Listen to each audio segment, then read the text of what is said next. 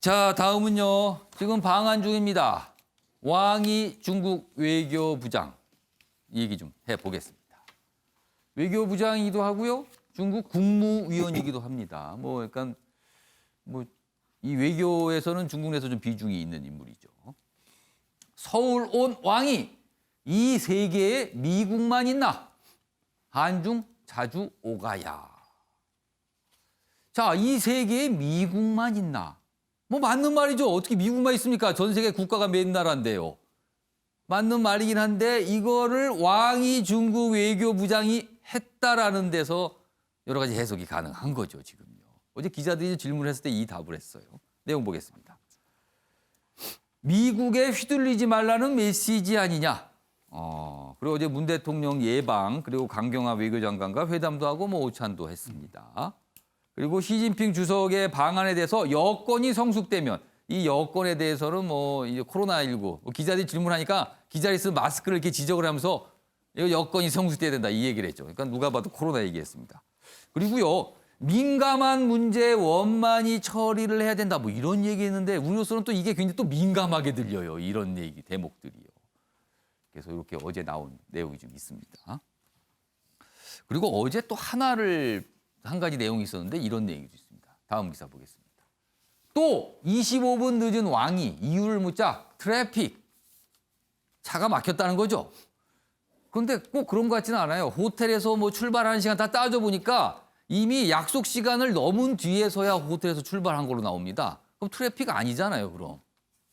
상습 지각입니다. 이게 과거에 여러 번 전례가 있었어요. 외교 결례 또 논란이다. 오찬 메뉴는 한국식 짜장면을 먹었다. 이런 얘기까지 좀 적혀 있습니다. 자, 그럼 왕이 외교부장과 관련된 영상이 좀 있습니다. 먼저 확인해 보겠습니다. 我们现在就是关键是要不断的创造一个访问的条件，一旦条件成熟，那么当然就可以呈现。 간단하게 얘기했는데요. 어제 미국 얘기도 하면서 수망상조 이런 얘기했습니다. 이게 한자로 된 표현인데 서로 망을 봐주면서 서로 도와야 된다 이런 뜻입니다. 이거를 우리에게 또 얘기도 했습니다.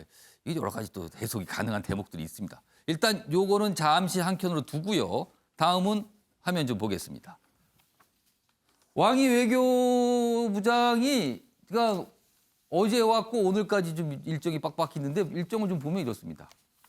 외교장관 지각했다는 얘기 있는데 일단 외교장관 회담이 잡혀 있습니다. 어제 끝났죠. 그리고 오찬도 했고요. 문재인 대통령 예방했는데 거기에 배석을 안보실장, 비서실장, 강경화 장관도 배석했어요. 이거 보니까 하여튼 굉장히 무게가 있는 자리가 된 거죠. 그리고요. 어제 저녁에는 이해찬 전 민주당 대표와 만찬. 근데 10여 명의 의원이 동석을 했다고 합니다. 굉장히 많이 참석했어요. 다음 하나 더 있습니다. 그리고요, 오늘 오전에는 문정인 외교안보 특보 오찬인데 여기도 역시 현역 의원들 많이 동석을 합니다. 그리고 또 국회의장 예방도 있습니다. 자, 이걸 두고요.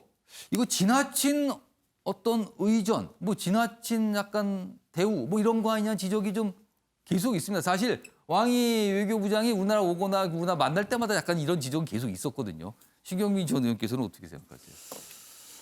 좀 무겁네요. 네.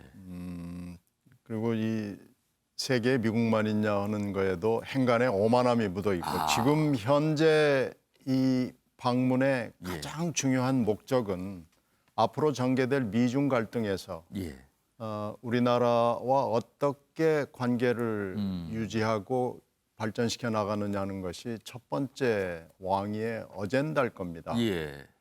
근데 미국 입장에서 보면 미국은 코로나와 경제가 1번 현안이지만 두 번째 현안은 미중 갈등을 앞으로 어떻게 꾸려나갈 것이냐는 것이고 세 번째가 이제 기후변화쯤 되겠죠. 그런 점에서 봤을 때 이 왕위의 외교부장의 방한은 여러 나라가 주목을 하고 있는 거고 그리고 왕위 부장이 우리나라만 오는 건 아니고요.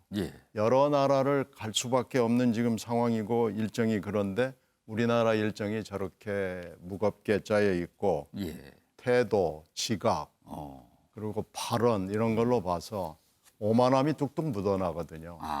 앞으로 미중 갈등이 전개되는 상황에서 한중 간의 현안을 어떻게 풀어가야 될지 특히 사드 문제를 어제 민감한 현안으로 언급했지만 또 하나 숨어 있는 게 중거리 미사일 배치거든요. 그리고 앞으로 북한과의 문제도 풀어가야 되고요. 예. 험난함이 묻어납니다. 아, 일정표를 보시니까 뭔가 험난하겠구나 이런 걸 느끼셨다는 거네요. 조동현 평론가 시간이 좀 빨리 갔는데 마저 듣겠습니다. 조동현 평론가는 이 일정 보고 어떻게 생각하셨어요? 저는 뭐 중국이 사실은 뭐 세계에 미국만 있냐고 그렇게 얘기를 했는데 정작 미국 앞에서는 저 얘기를 못 해요.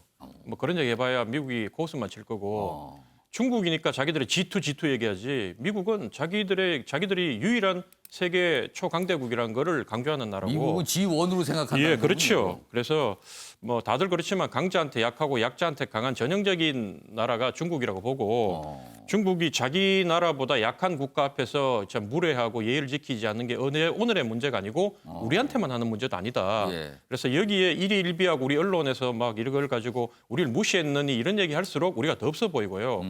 그러니까 정말로 우리가 생각했을 때 이걸 한번 받아야 되겠다 싶으면 외교 같은 급에서 부장 수준에서 한번 받아버리든지 예. 아니면 정말 우리가 속에는 이렇게 굴욕이 있더라도 참고 국익을 생각하면서 우리가 더 필요한 것들을 받아내면 된다. 그래서 외교에 있어가지고는 칼날을 얼굴 속에 숨기고 나가면 되는 거지. 이걸 가지고 자꾸 뭐 하나하나 얘기하는 거는 우리가 더 없어 보인다. 뭐 그런 생각이 좀 들었습니다. 그러니까 이런 일정표 갖고 자꾸 얘기하는 거 우리가 없어 보인다고 진단을 해주셨어요. 그래서 저 이 정도만 하겠습니다. 괜히 자세히 하면 조동현 평론가는 지금 이거 너무 없어 보인다 우리가 이런 진단을 좀 해주셨습니다.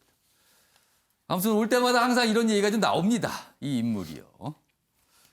다음은 사회 분야 기사로 가겠습니다. 어제 조주빈 관련된 선고가 있었습니다. 박사방 범죄 집단 맞다. 조주빈 징역 40년 선고됐습니다. 1심 법원 회복할 수 없는 피해를 끼쳤다는 거죠. 다음 기사가 더 있습니다. 법원 장기간 격리해야 된다. 그러면서 징역 40년 이렇게 제목으로 다루고 있습니다. 공범들 역시 7년에서 15년 징역형이 나왔습니다. 장유희 변호사 40년형이요. 자주 못 봤던 형입니다. 그렇습니다. 상당히 그 법정형 자체는 예. 일단 선고형 자체는 그렇게 약하게 내려지진 않은 것 같습니다. 예. 그 가장 큰 이유는 이 성착취물을 유통시킨 이 N번방 주범자로서 범죄단체 조직을 했다라고 인정받아서 가중처벌이 됐기 때문입니다.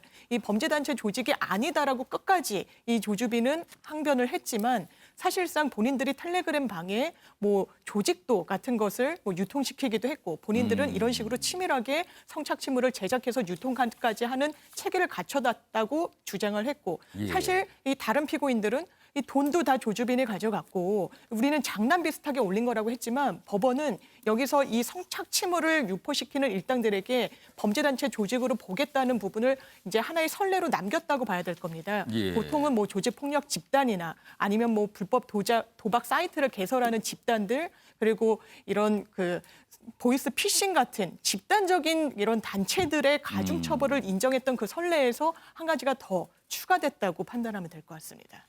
아무튼 엄벌이죠, 이 정도면요. 다음 기사 마지막 기사인데요. 짧게 좀 하나 보겠습니다. CCTV 200대 넘게 더 달았는데 조두순 막상 딴 데로 간다는 겁니다. 이게 어떻게 되는 겁니까? 아내 주민고충 호소에 이사를 열심히 했습니다. 원래 세든 곳으로 다른 지역으로 전입신고를 했다고 합니다.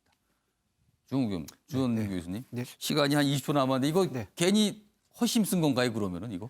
예, 뒷북 대응입니다. 미리 준비를 했었어야 되고요. 치밀하게 준비를 했었어야 되는데 그런 뒷북 대응이 너무 안타깝고 앞으로도 그런 뒷북 대응이 아니라 선제적 대응이 필요하다고 생각합니다. 경찰 난감해졌다. 뭐 뭔가를 수정해야 된다. 뭐 이런 얘기까지 여기에 곁들여져 있습니다. 이게 또 딴 데로 간다고 지금 또 이렇게 또 나와 있습니다. 자, 코로나 재확산 위기 속에 이제 주말입니다. 방역 당국에선 송년회 같은 모임을 과감하게 취소하고 제발 직콕해 주세요. 당부에 당부를 하고 있습니다. 송년회 올해는 미루시고요. 내년엔 2배로 크게 하시면 어떨까 합니다. 오늘 준비한 내용 여기까지입니다. 시청해 주신 여러분 고맙습니다.